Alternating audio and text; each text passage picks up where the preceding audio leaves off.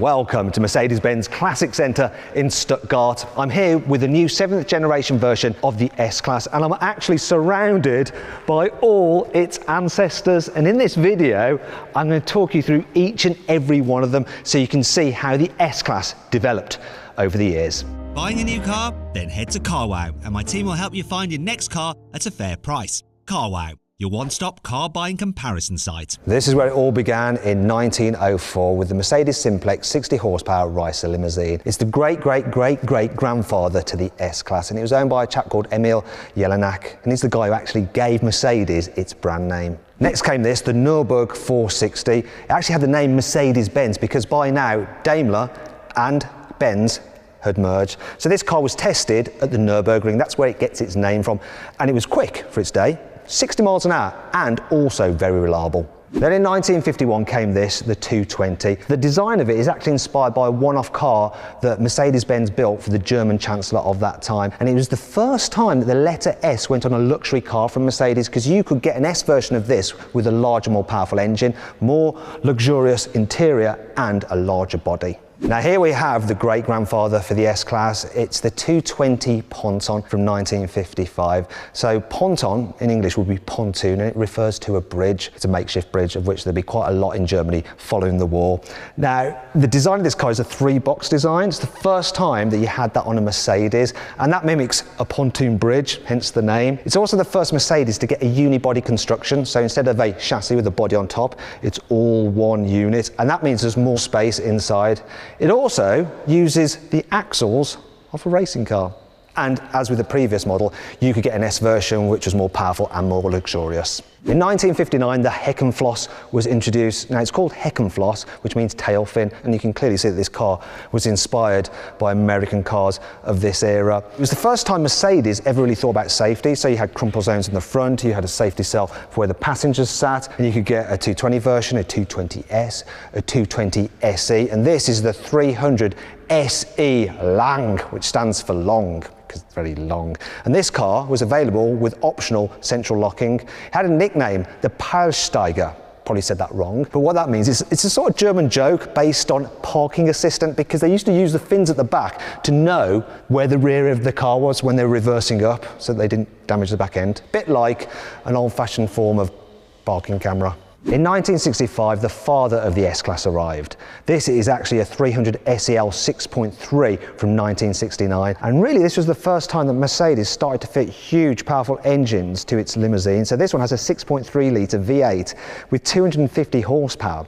Now at the time, there were a couple of employees working for Mercedes, and Mercedes stopped racing. They got a bit annoyed, so they went away and set up their own company, bought one of these, bored it out to 6.8 litres. They took it racing at Spa. This big car went blasting past smaller, lighter sports cars. It actually came second. Now the car had a nickname. It was called the Red Sow, which is red female pig, because it was a big red car, and it was actually a huge success for the guys who took it racing, and so they went on to form their racing company, which became a tuning company, and you might have heard of it. It's called AMG. In 1972, the S-Class was born. This is actually a 300 SEL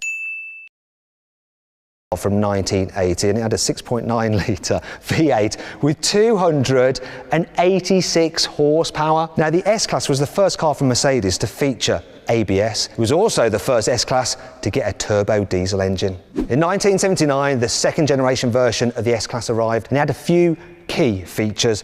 For starters, it was the first time Mercedes had a plastic bumper on its car.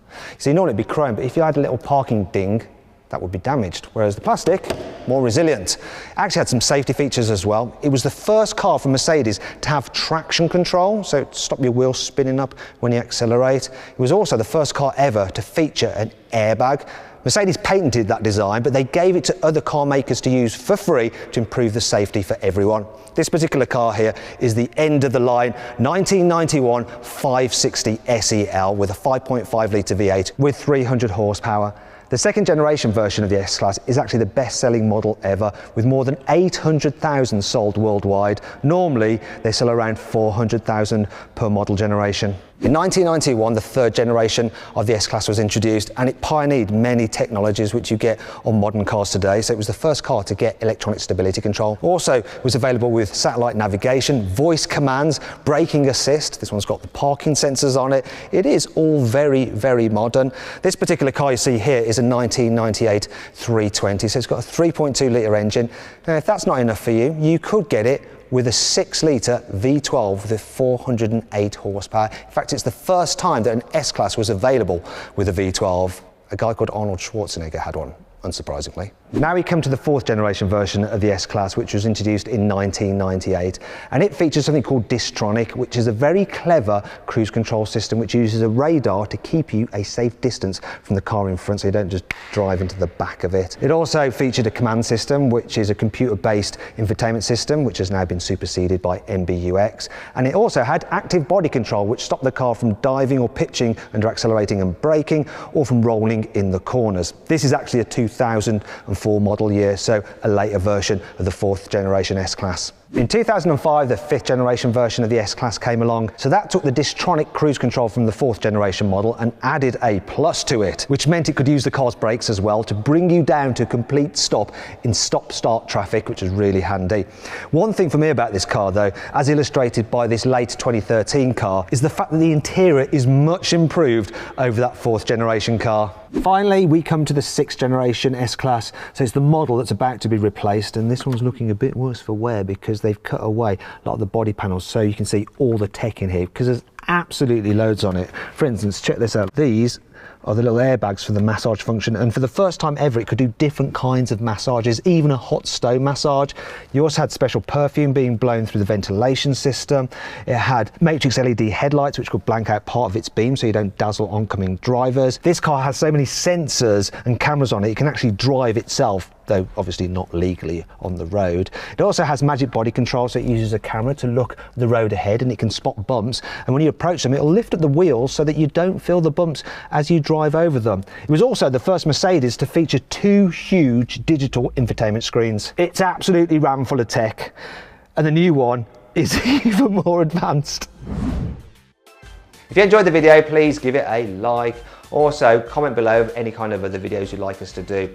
If you want to watch some more videos, click on the windows there. And if you click on the box, you can download the CarWow app. It's completely free. You can use it to browse all our reviews and see how much money we can save you on a new car. On average, we can save £3,600. That's right. Also, it has a special number plate reader, so you can scan any car's number plate and it'll tell you how much that car is currently worth. Download it, it's completely free.